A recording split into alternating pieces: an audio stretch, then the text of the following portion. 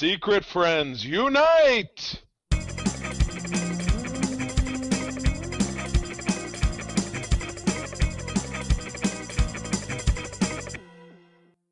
Welcome to the Secret Friends Unite podcast, episode 376. This is your guide to the geek side, and I am one of your hosts, Todd-A-Show, from beautiful Savage, Minnesota, moving to Savage, Minnesota.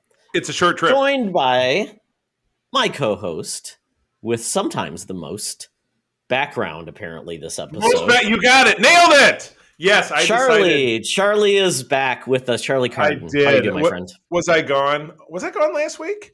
No, it's been a week, though. I was gone last week on a Holocron, which I felt bad about, but it was Arizona where I found a bunch of my coworkers got COVID. And I had the sniffles for the last couple of days, so I was like, no. But 2 negative COVID tests, so I am good. But no, updated background, Mr. Vader here, Darth Mater. My friend Derek hooked me up with that one. Shizor, Todd, could be yours.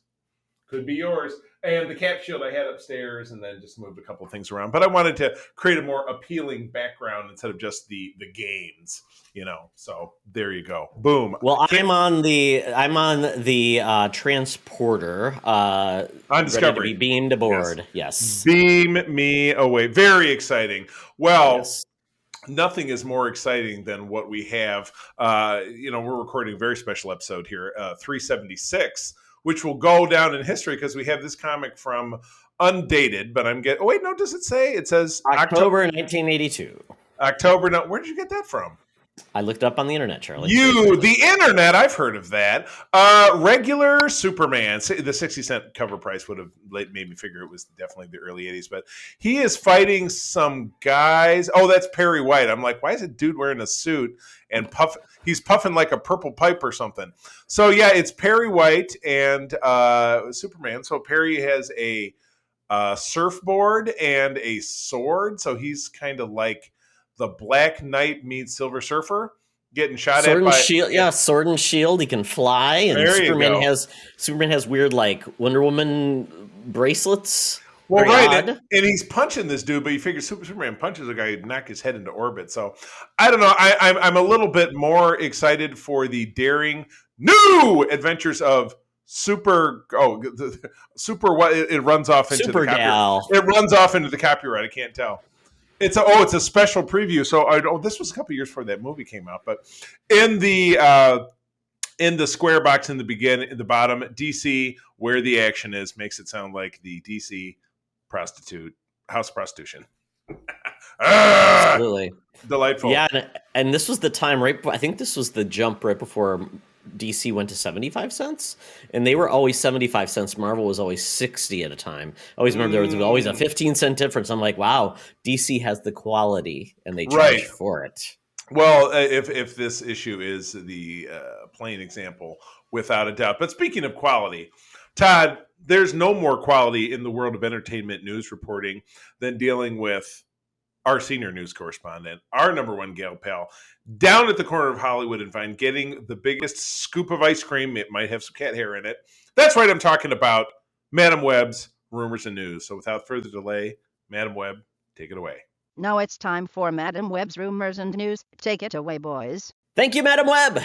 Well, all I can say is we've got some exciting and breaking news this week, Madam Webb. So thank you for doing your due diligence. Apparently, all that infiltration and seduction of Bob Disney is paying off. So thank you for your work and your diligence in the reporting field. I'm sure you'll get yourself an Emmy this year.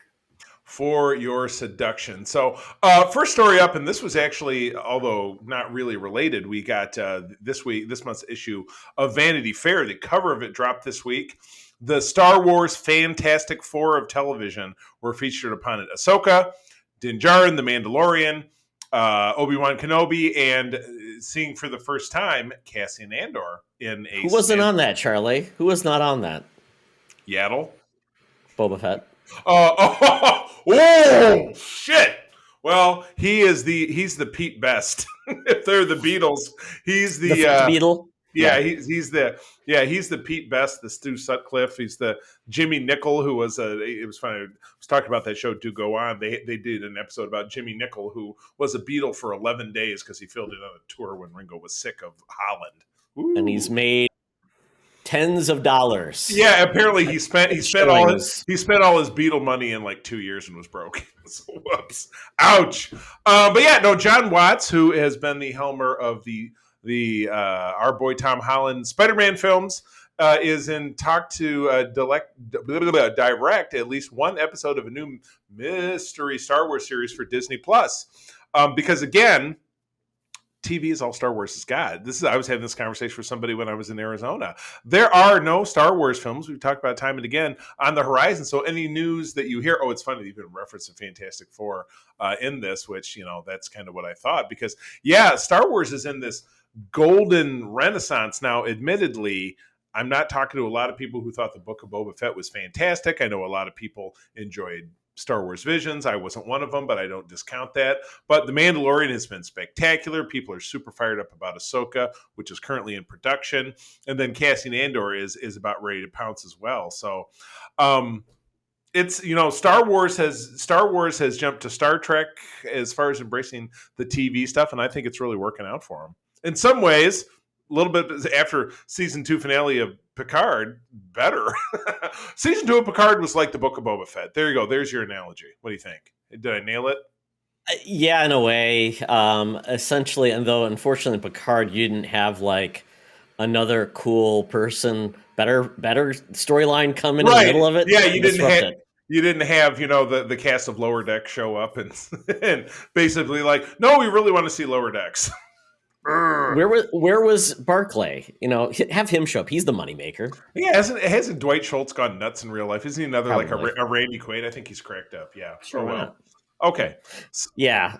So the cool part, TV is where it's at. They've been derailed because they tried to do some experimentation with some of their movies. They continue to decline in box office, so kind of repositioning. And it's funny because Kathleen Kennedy has like a huge interview in this magazine too. She talks about a lot of things, like she's saying like, well, trilogies aren't really the future of Star Wars, and TV is really kind of where we can tell these stories. But she also then bagged on Eldon Ehrenreich, who played Han Solo. The young Han Solo, yeah.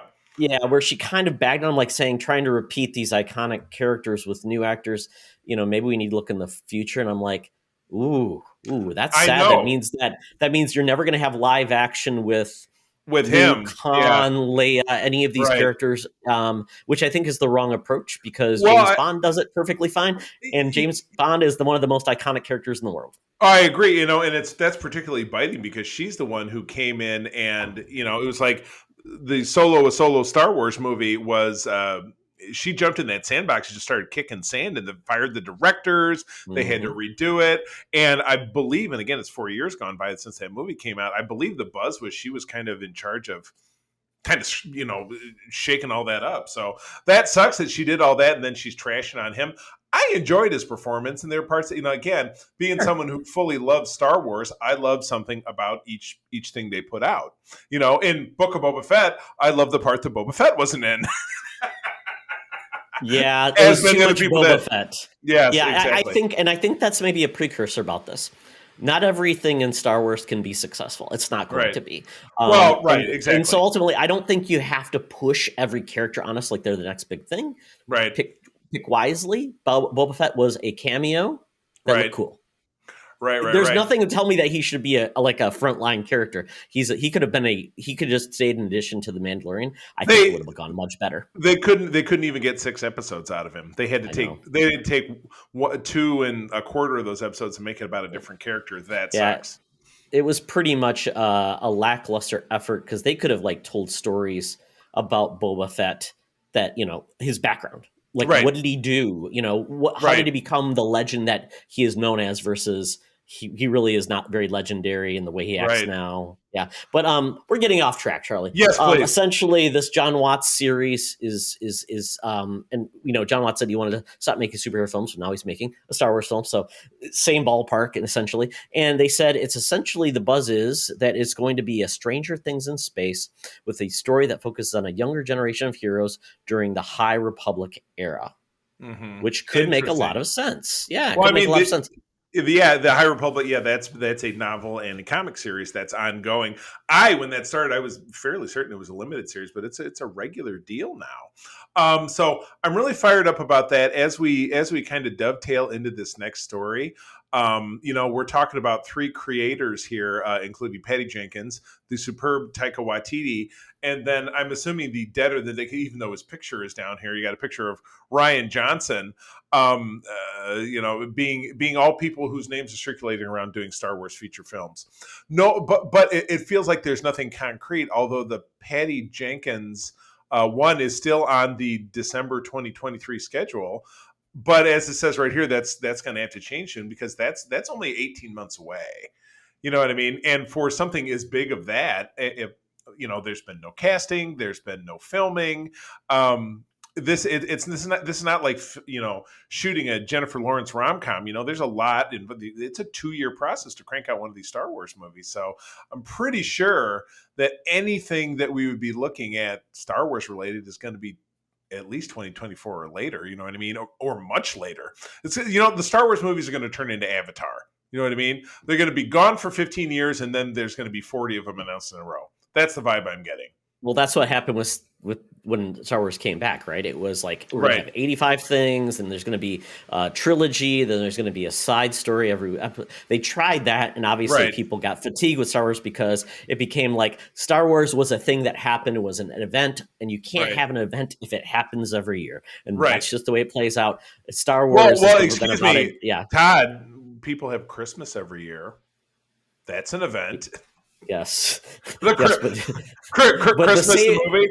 But the Savior comes once a year, Charlie. Yes, exactly. Yes. So, but apparently in the story, it's saying that they are trying to right their ship with Kathleen Kennedy saying that really we don't have to rely on these trilogies anymore. They can be standalone stories that build upon each other, probably like the Marvel, Marvel concept of, they build, and they have a connectivity, and maybe that's what will happen. But apparently Taika Waititi is supposed to be now the first movie that will appear, followed then by Rogue Squadron. But once again, you said December 2023. Right. I don't think Taika's filming right now. We don't hear anything about a cast. I don't think you're going to see anything until Q4 or Q3 or Q4 of 2023 at the earliest. I'm going to call it any range between 2024 and 2028 is we're going to see anything on the big screen for Star Wars. Which is nuts. Jesus, Todd, we'll be pushing 60 early. It feels like it. My God. I know. Well, we have Star Wars Celebrations coming up, I believe, next weekend. So correct. I'm expecting they may say, this is the next movie. Here is the cast. I mean, they could do that and say, by the way, filming will be complete by May, finish work, and then it's our Christmas film. Right. I think that would be something.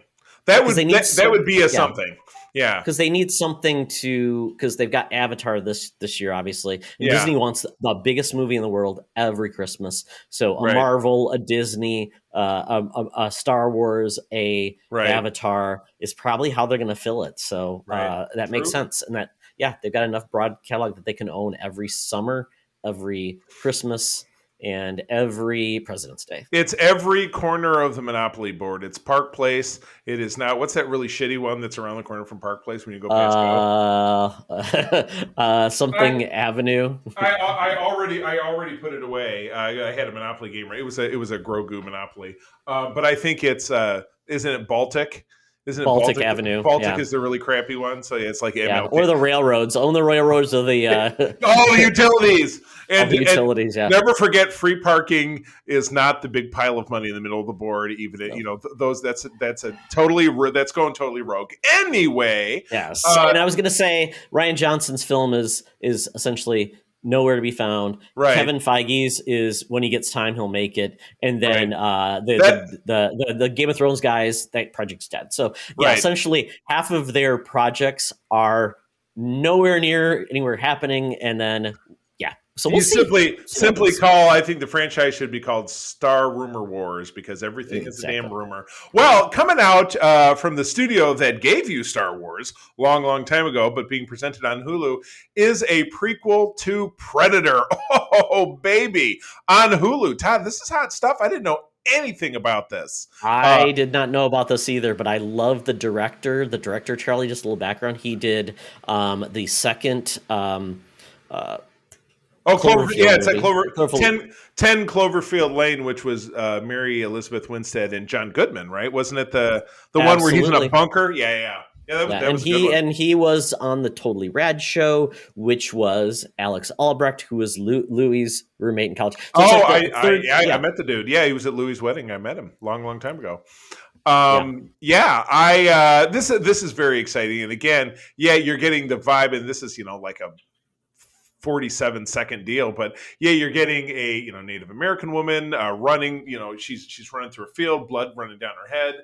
She gets snagged by one of her compatriots, who gets her to hunker down, and he pulls back an arrow, and then bwang, he's got that tricolored scope on his head, or that tri-point scope on his head. So this is Prey is the name of it, and this is Predator in the Old West, or basically in pre-colonial America times. So pretty awesome. So it says right here, the show is described. Let's see.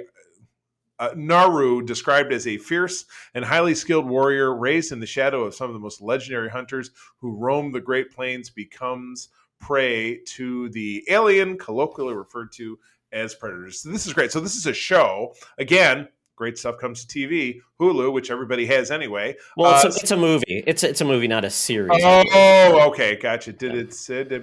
Yes, prequel movie. Okay, cool. This is 300 years in the past. So we're basically looking at 17. I'm curious why this did just come to theaters and then Hulu like a couple months later. Because Charlie, this movie could have been the biggest movie in August if it dropped. You're right. You're right. With the analysis of our movie challenge, the grand prize being this lovely gentleman.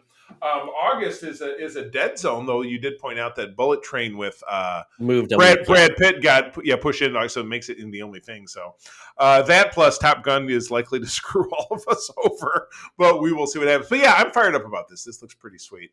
And they're using, the cast will be all Native Americans. That is awesome, which is very cool because it makes sense because you're not going to have white folks at that time. So this is very, very cool. Before the American Revolution, very neat. And having and Predator's like one of those characters, Charlie, and I think you remember this Dark Horse when Dark Horse was doing all those comics. Predator was always like teamed up against somebody. He was just a property where they would move him. He'd take on Batman, Predator and RoboCop, Predator and Superman, Predator and Alien, blah blah blah blah, this and that. So he's owned by Disney now. So there you go. Oh, guy, you're right. So yes, an all Native American cast. One thing you probably won't get an all Native American cast, or at least not based by this picture from the movie, which was a terrible movie, would be Todd looks like a reboot from the League of Extraordinary Gentlemen, also from 20th Century Studios, which is Disney, and Hulu. So you got the Hulu 1-2 punch going on here. Todd, talk about this one. Yeah, so League of Extraordinary Gentlemen is a comic book by Alan Moore. I believe it started on Image, might have moved to Dark Horse. Really cool. It's kind of almost like your historic, your fictional characters from the late 20th century, or no, well, I guess it would have been late 19th century, early 20th century, these literary characters who are brought together as a super team. So think of like the literary Avengers with, we've got Dr. Jekyll and Mr. Hyde, Dorian Gray, we've got Captain Nemo, we've got then Alan Quatermain, Mina Harker, the bride of Dracula, the Invisible Man, and then also I think it's Tom Sawyer. Yes, so kind of cool idea, and the comics were fantastic, well written, and then they made a movie.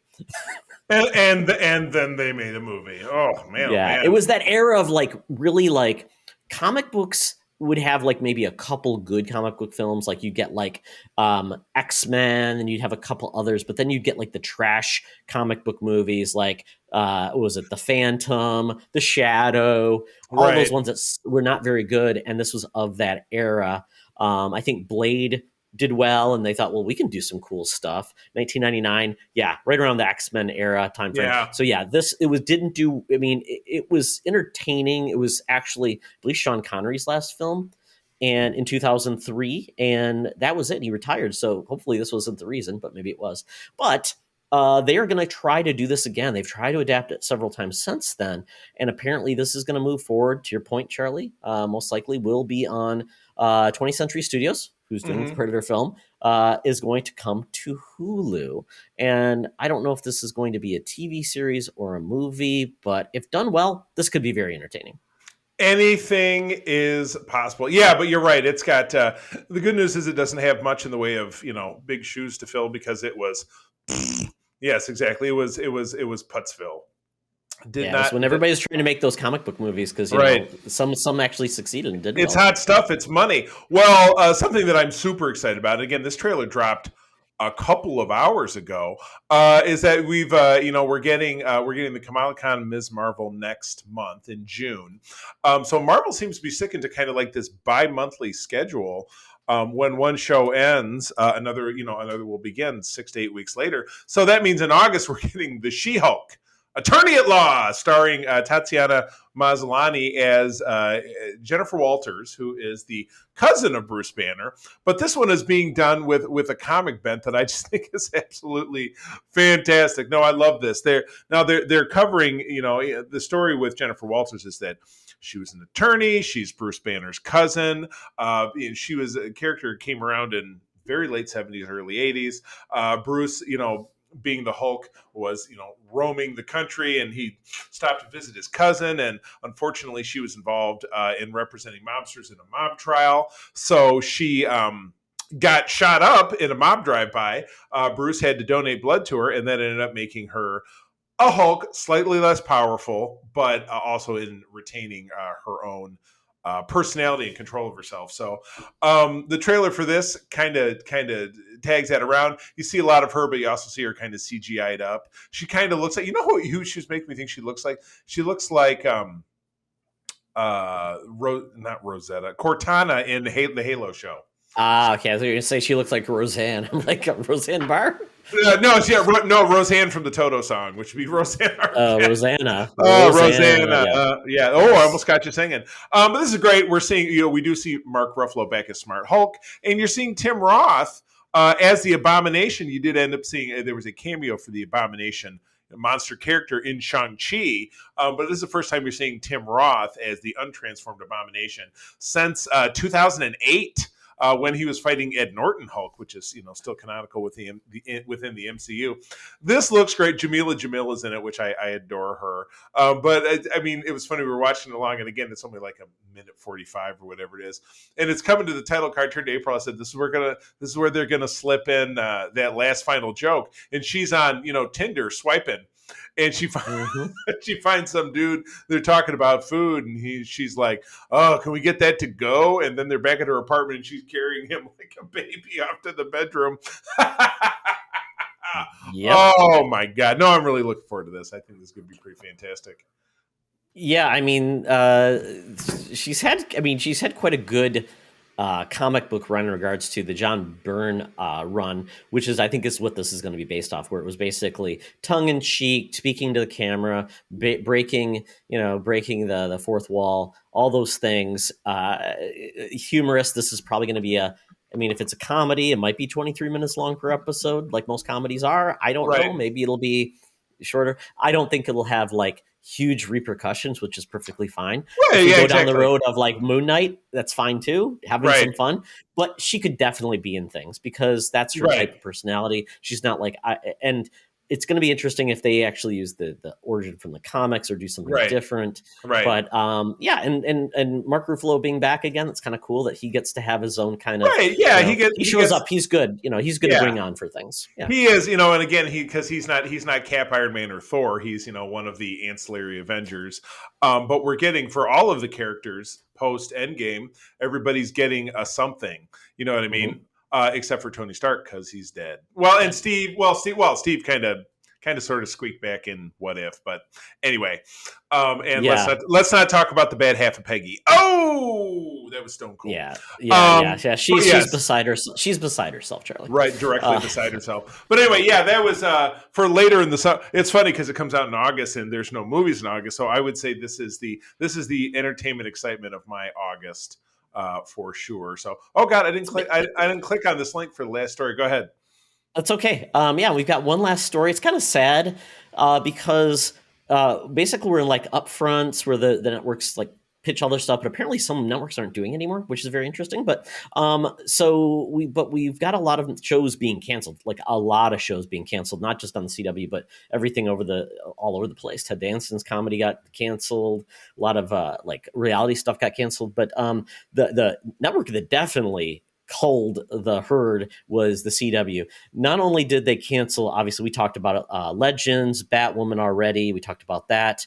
But then, man, Naomi got canceled our first season. I know why. It wasn't good. Yeah, you had said it. You said it was, and I know you were excited about it too because you like. I know. I like the comics.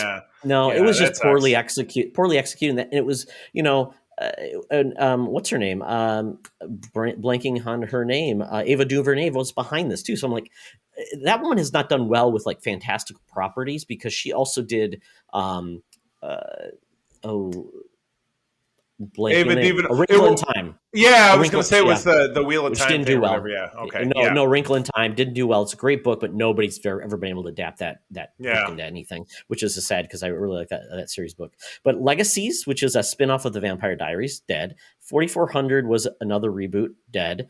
Roswell, another reboot, dead. Ouch. And Charmed, In the Dark, ouch. Charmed, another reboot, dead. In the Dark, canceled. Charmed, let's see, Dynasty. I was surprised that show was still on. God, you know what? I just I guess they brought back Dallas. They had to bring back Dynasty, but that show didn't make it either. So I was going to say half of these are reboots.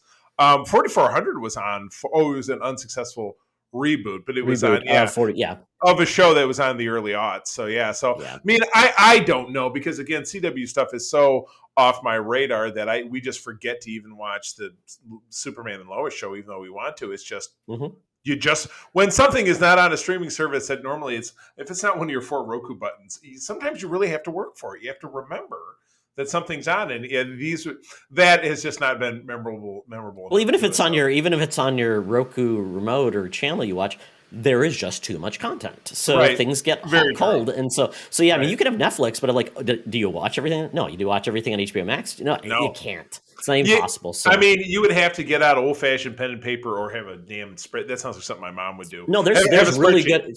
Charlie, there are fantastic apps actually that you can put in the shows you're interested in. They'll remind you. It's really cool. Oh. I would definitely recommend it, especially when shows return, things like that. Really? And so that's a mobile app is what you're talking about. Something I can have on my phone. Very easy to do. Yeah, and it pops up. You'll get a reminder like the show's coming out, and you make a list of shows you're interested, or even shows you've been wanting to watch, kind of like your wish list to watch or going back to. So if you're like thinking, do I watch this show for the 85th time, or do I try something new that I remember looked cool? So Todd, you know that most people will always just watch The Office again. So, but that's most people. That's just not you.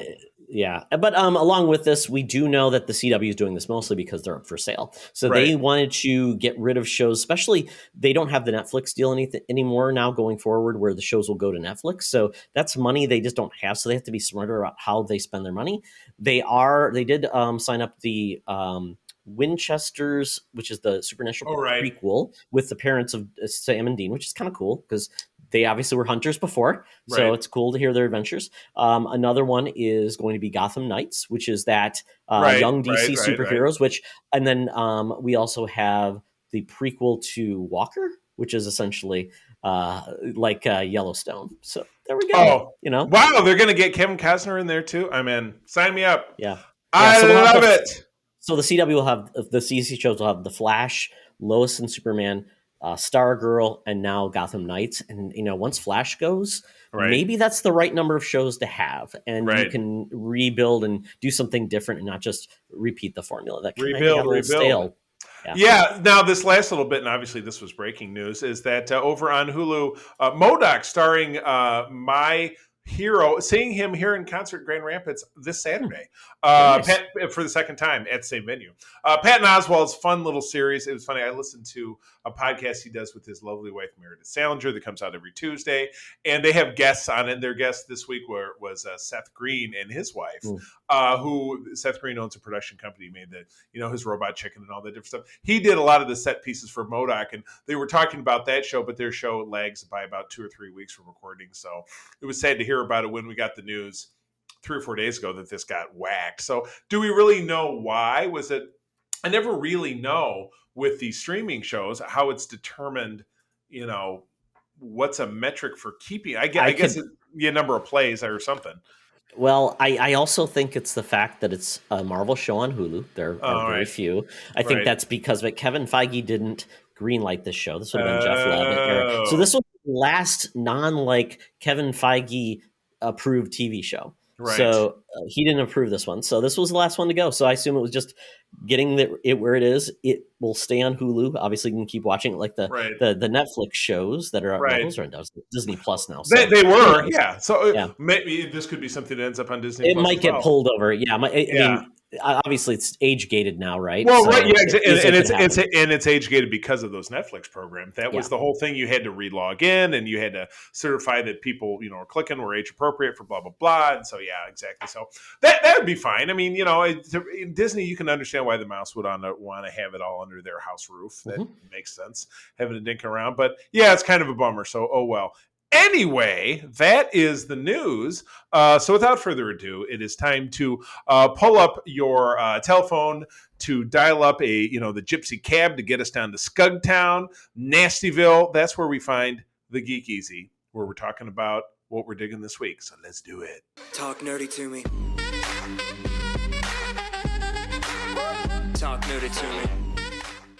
We're sitting in the Geek Easy, drinks are poured, cover band's playing, and we are ready to get our nerd on. So this week, we are catching up a little bit and watching some shows. And Charlie saw a movie, very cool. But let's start off with something we didn't really get to talk about last week, which is Star Trek: Strange New Worlds. Star Trek! Yeah, this is Star Trek's fourth show, I believe now, from the post relaunch, but that would potentially, gotta have to do the math, make this the 10th or 11th show overall.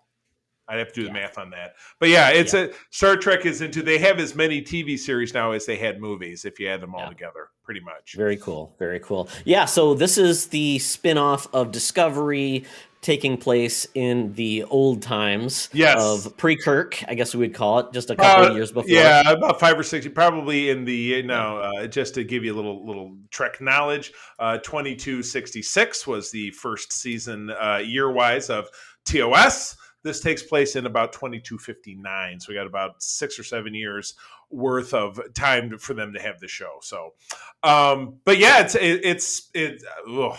I mean, Katie and I just gushed about it. If you listen to our show this week, which you're listening to this show potentially on Friday, Code 47 came out on Monday. So please, if you're not subscribed to the network feed, please definitely do that. But if not, give us a listen, even on our solo feed. But we were gushing about the show. Absolutely. But Todd, as someone who loves Star Trek, but is not, a hyper nerd about it like me, what give me your kind of top 3 thoughts about the show. It's doing what I've wanted Star Trek to do after. I mean, it's going back to the old model, but with a fresh coat of paint and better writing, which I appreciate wholly. The one story arc per season, unfortunately, has sacrificed a lot of elements I think that Discovery needs to start doing, or it's on rocky ground for me, because I can't take it to be one focused character. I get tired of that. You need the other characters to build the audience. You just can't have them have little cameos and I remember they're on the show. This one does a good job in the first 2 episodes highlighting different cast members and letting them take the focus and not just letting it be on one character, because Star Trek's never just been about one character. Right. And the thing in Discovery, and again, it's a good thing Katie's not here because she'd lampoon me. I think Discovery is her favorite Star Trek, and I'm not going to say it's my least favorite, but the thing that I particularly have not been crazy about in this past season is how they're trying to shoehorn in the bridge crew. It has a very Justice League vibe to it, where they'd be like, now we have this comprehensive crew and they're blah, blah, blah, blah, blah. And then they have this great big backstory where, they do that to satiate the fact that, and then it goes right back to being about Burnham, where this is great. We get, kind of the pre-Kirk triumvirate, the Mighty Three, which is number one, plus a younger Spock, and then Captain Pike, yours truly, working on that hair, because his hair's got a lift to it that I don't quite have the volume yet. So, though I do have the uniform on order and the boots, as you know, they haven't released the pants yet. But that's kind of my number one cosplay for both, working in the Grand Petoskey Art Club and everything. But yeah, it's great to see. I was talking with Katie. We were talking about fanfic, and I love the fanfic of the burnt out Starfleet officer who's on leave, and he's got a scraggly face, and he's climbing a mountain, which was some fanfic I wrote once upon a time. Or in this, he's riding a horse in Montana, and then he's called back to duty because of X. So that was kind of tropish for me, but only in my fan fiction-y kind of way. But they still made an amazing story out of it, and they tied it back to Discovery's season finale of season 2 and then they had Pike had this great oratory at the end of that first episode that recounted basically from where we are, where in the Star Trek universe within the next 30 years goes from Civil War to a full-blown nuclear World War III, where we lose 30% of the population of this planet and 600 million people die. I mean, it was awesome. It was it does what Star Trek does, but it really hits you on the nose with the social issues, particularly with things going on in this country. So this is fast tracking its way to being my favorite of the new Trek, as the detractors call it. I just adore this show. Yeah, I mean, it's new. I mean, it's only 2 episodes in, so it's not right. 2 episodes do not make a long time memory of a show. But it's off to a very good start and a very strong start, doing a good job of embracing the ensemble versus having a main character and the rest, like Gilligan's Island, which I appreciate that. And I hope the other shows, like Picard, that's all it was. It was one storyline that had really bad side quests. Discovery feels very similar. None of the episodes, really individual episodes, stand out, which I find to be... doesn't make a good show. If it's a TV show, you should have a standalone episode. You always say that was the excellent episode, or this episode was fantastic because of X, Y, and Z. Mm-hmm. Largely, I get it, but this show so far has had 2 really fun standalone episodes that didn't have to be relying on something else to lead it forward. It's just I'm excited for the next episode because I don't know what's going to happen. I don't know who they're going to find. I don't know who's going to show up, and I don't know what problem they will have to solve. And there's nothing wrong with having episodic television where you have unique things. Bring in a new writer that tells like a unique story that doesn't have to fit with the broader story. That's what, and it's interesting because, Katie mentioned as well, in going through in our most recent episode, we're going through the back end of season 2 of DS9. And the sources that I always get have a little recap and then shows the director and the writer. And it's interesting how, certainly in those early days, you didn't have this was a writing staff of 3 people, and they brought in Star Trek had this thing in particular in the 90s of buying up slush spec scripts. Like, here's a pile of scripts, and they'll pull one out. And one of the very finest episodes of TNG, which was called Yesterday's Enterprise, which brought back Tasha Yar, was from a guy named Eric Stillwell, who I'm friends with on Facebook, who is just a guy who wrote a script and sent it in, and they bought it and produced it. And he didn't go on to do any more Star Trek, but his contribution is lasting. You know what I mean? So you're right. New writers, new ideas, keeping it episodic. It has a corner of my heart. So it's funny. I was really down on Lower Decks because of the opinions of other people. Katie kind of opened my eyes to it, and I enjoy it again. This has become, including the ass play, including the goatsy. But you don't need to know. This is my new favorite Star Trek show. I love it, and not just because Captain Pike, the hair, me. Yeah, I mean, and I really like Discovery. I just think it needs to be tweaked. Yes, I agree. And, with another season coming up, it could end up being something totally different. But, yeah, I kind of limped my way through Discovery, but I'm fired up about this. So this is totally awesome. So what else you got? So the other thing I watched, I just finished it because I remembered it was on and I only had a few minutes anyway. So I watched the Pentaverate episode 1. I believe it's a 6-episode series. It's about 23 minutes long every episode. And this is Mike Myers being his best Mike Myers. He plays like 85 roles. And I don't think that was necessary, but this is full on R-rated Mike Myers, which I don't think we've ever gotten before. So you've got F-bombs, you've got... Okay. considering Mike Myers, has certain style of humor, it's still funny, and you will laugh. Charlie. I think you'll enjoy it because it's just dumb humor.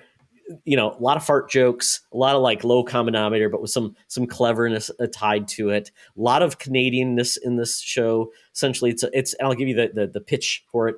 There's this secret group called the Pentaverate of 5 people from the 1300s who knew the plague was actually caused by rats, and they were essentially ostracized because the church didn't want people to believe that. So they decided to become a secret cabal for good to essentially try to bring intelligence forward, and that's kind of where they lie. Well, the whole thing is they need to bring on a new member because one of the Pentaverate was killed, so they bring on Keegan Michael Key, I believe, right?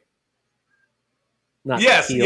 yeah. Not Peel. Peel is he's the super. Is the director now? Yeah, So he's in it, and he becomes the new member. So you'll watch it. It's pretty funny. But they even make a Key and Peele joke, which is like, and he even looks at the camera. What did they do? It's like everybody's in on the fact that this is what it is. But it's the premise is this reporter. He's an aging like CBC reporter who is on his last legs. He does like man on the street pieces, and he's got one last chance to keep his career, and so he goes to Conspiracy Con, which is Canada, which is Con or something like that, and he goes there, and he gets brought into the fact that there's this thing called the Pentaverate. So that's where it goes. That's how the series is kind of where we're going to expose the Pentaverate. Very funny, very goofy, but his sense of humor is either it's aged okay, but it's either going to be you're going to hate it or you're going to enjoy it. So give it a try. It's 23 minutes long and it's 6 episodes. So give it a shot. Give it a shot. It might not be shitty. And where is it on again? It's on Netflix. Okay. Oh yes. That old chestnut. Well, cool. Yeah. Keep like I said, keep reminding me. I would definitely love to have a peek. Okay. So now it's my turn. We did go to the cinema. Todd told me that I would see Anya Taylor-Joy's butt if I went to go see this movie, so I was invested. No, I'm just kidding.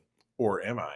I think John said that. I didn't remember that she was even in it. And I'm like, oh, yeah, she's in it. Oh, my gosh. So this is a movie, and again, I'm not like Todd. I didn't do my homework. This was a very... Todd, this is so you, because, again, you're a Axtra, being your family name, Askra, the fjord in Norway, Iceland. Is it where do people come from? Norway, Okstra Fjord is the fjord in Norway. Yes. Well, yes, and perhaps one day you'll visit and take a picture of you next to the fjord. I think it'd be great. But this was obviously a very foreign film called The Northman, and it starred one of the Skarsgårds. I think it's Alexander who played it. He played the villain. He played Captain Trips in the new version of The Stand. And of course, the Skarsgård, they're a dynasty. They're True Blood, sexy vampire. Yes, they're latter day, much more handsome Baldwin family. But it had the apple of Todd and mine's eye, Anya Taylor-Joy, the female lead, but had to do with a young prince. Who his father played by Ethan Hawke. And boy, there's just a lot of weird shit going on in this movie. I had Todd, I'm going to spoil it for you. It's by the guy who directed The Witch, Charlie. Remember that movie? The Weirdo movie? God. I never saw it, but I heard it looks so creepy. So anyway, this young prince is a child. His father is murdered by his uncle. Sorry, spoiler alert, but you kind of get the vibe. And the kid flees, and then as an adult, he's become this ferocious, destructive wolf warrior guy who fakes his way onto a slave farm plantation in order to get his revenge as an adult. And this movie is weird as shit. I will just leave you with this. Bjork has a role as a witch. It's a really? Bjork, oh yeah. Yeah, really. She's playing a witch. I mean, if she was playing like a fairy princess, that'd be a long stretch. No, you're thinking of her career from 25 years ago, but no, she's absolutely playing a witch, a blinded witch, dappled in black. And somehow Anya Taylor-Joy still manages to look amazing in spite of the fact that all the slaves are covered in shit and probably smell like that. But it's a spectacular film. I mean, ending out with a duel on top of an exploding volcano. Todd, I can't tell you anymore. Go see this this weekend. I'm serious. It's I will. My plan is to go back to Tuesday $5 movies if I can. Okay. Because now that I'm not doing so much manual labor and breaking my back doing selling house simulator. Right. So Well, it's on my list. The That and Sims. Everything Everywhere, and that movie, I want to see that too. I would. there's a I lot of would. movies I want to see. I for sure enjoyed this more than Oh, really? that one. Not to say that it had anything to do with Anya Taylor-Joy, but regardless, that was the big thing I saw real quickly. We watched just before we jumped on here, and this is the peril of having too much content and stuff that comes on every 18 months. The show Hacks, which stars. Gene Smart as a washed-up comedian who hires What was it? Designing Woman. Yeah, exactly. She hires a young millennial wants to be up and coming super failure of a comedian to be her assistant. The second season of that comes back on. It stars D from It's Always Sunny plays Gene Smart's daughter. So there's so it's a wacky comedy where everybody is awful. And so we watched the first episode. It's one of these 22-minute deals, and again, it's over on HBO Max. So I think in the middle of playing Lego Star Wars together, which we absolutely love, we'll squeeze this show in as well. Yeah, I watched the beginning of it, and for some reason I got pulled away from it. But it's definitely a season 2 just came out too. So that's what I'm talking about. We watched. I thought you watched season 1. Episode 1. Okay, we watched season 2. That's the thing. Season 1 came out 2 years ago. So and unfortunately there was, with the benefit of no recap, we were like, oh yeah, you had to remember who. Absolutely anything that was going on. So got it. Okay. Yeah, that was the size of that. So so that's it for me. With a week of drinking and eating terribly in Arizona for work. Now I'm back to drinking protein shakes and being good and exercising and trying to cleanse from that behavior. Anyway, that's it. That's it for me. Very, very good. Well, that is it for the Geek Easy. By all the means, tell us what you're geeking out about in the world of nerd, and we want to hear about it. Review, a comment, a hot take. But you know where we're going to go next, Charlie? Where there's lots of hot takes from our adoring audience of the mutants, and that's the Thunderdome. So let's go. Yeah! Welcome to another edition of Thunderdome! Thank you, Tina. The mutants have been gathered for a topic or a game to be entertained. And this week, our game will be Todd-A-Show. If you're unfamiliar with Todd-A-Show, it is a game where we find the name of a TV or movie, and that's all we know. And we actually have to come up with the premise. You can add in actors, directors, genre, whatever you want, and you have to make it up. And knowing nothing about the movie, you have to riff. So, Charlie, I am doing a Chinese ghost story, and you are doing MarrowBone. All right, I will receive. So you tell me all about what you would consider a Chinese ghost story to be. I'm all ears. Oh my goodness. So, a Chinese ghost story is not what you would have expected. It is a flim-flam. Because you start the movie and it is actually people watching a Chinese ghost story, and then it pivots, Charlie. It's just the beginning of the movie. Kind of like when you got a slasher film and you have the beginning of the movie, and then that's like the first kill, but it's not really what the movie is based on. So this is what it is, a Chinese ghost story. This couple is watching this movie in the theater. They're not having it. They're like, oh, this movie's horrible. They mock the movie. They end up offending the movie owner, who happens to be a gypsy priestess who casts a spell on them for ruining the movie. Thinner. Yes. Absolutely. The gypsy curse that happens to own the movie theater for being a bad patron. Being a bad patron. Anybody's a bad patron, you know what we're talking about. Where you want that person to be cursed. Lock them up. So the gypsy curse is cast upon this couple as they return home. And as they go home, they decide to go get takeout. What type of takeout, Charlie? Chinese food takeout. And as they go to bed at night after the Chinese takeout, they are awoken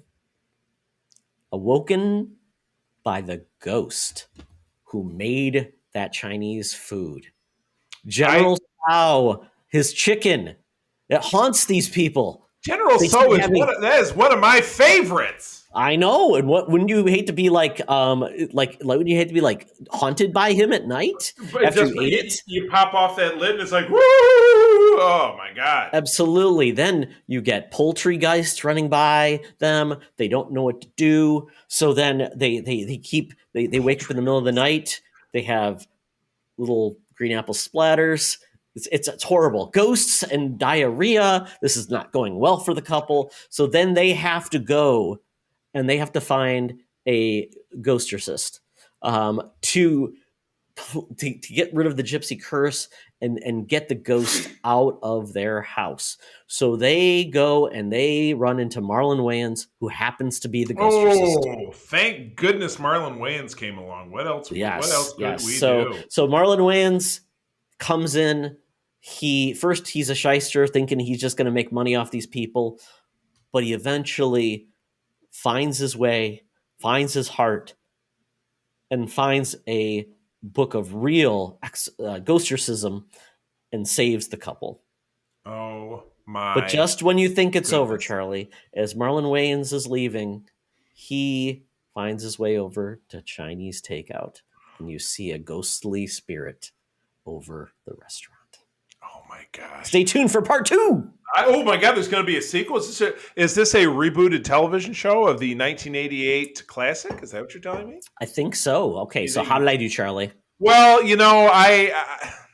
I love General So. The more you're talking about it, I wish there was some right here in front of me, haunted or not, just because, after the last 4 days on this, cleanse of just eating vegetables and drinking protein shakes, I lied, I cheated. We went out last night and it was a charity night for our fan club that we got donations from a restaurant of the proceeds. So I ordered some chicken parmesan. Couldn't help it. But anyway, what really happened? I like your story. I'm a little bit more engaged with this than what I'm reading here. After a string of bad luck, a debt collector has no other choice but to spend the night in a haunted temple. Wouldn't he be a debtor and not a debt collector if he had to spend the night in a haunted temple? I think that's probably part of the agreement to get the mortgage. Oh, gotcha. Okay, there you go. He has to wait overnight. Yeah. Oh, gotcha. Well, anyway, there he encounters a ravishing female ghost. I'm interested. And later battles to save her soul from the control of a wicked tree demon. There's a tree in. Oh, okay. I was just thinking. There's a tree in the temple. Well, a temple, I guess. Big tree in the middle. Okay, I get it. Anyway, directed by Situng Ching, starring Leslie Shung, Joey Wong, and Wu Ma. Again from 1988. English subtitles. Yeah, very good. So, Todd, again, I like it, but the tang of that General Tso's chicken is what's driving the bus for me. So, not the Marlon Wayans. No, I mean, let's face it. He was dead to me after G.I. Joe. Yeah, he's been dead longer after he did that horrible Dungeons and Dragons film. Oh well. Moving on, Charlie. My choice this week was MarrowBone. So tell me what MarrowBone is. My goodness. Well, I think without a doubt this is a reboot, reimagining, or potentially a spiritual cousin or third or fourth cousin you married, I don't know, whatever it is, to the early 2000s or maybe it was late 90s classic MonkeyBone, which we were talking about, starring Brendan Fraser. I'm a little sketchy on the details of what happened in that movie.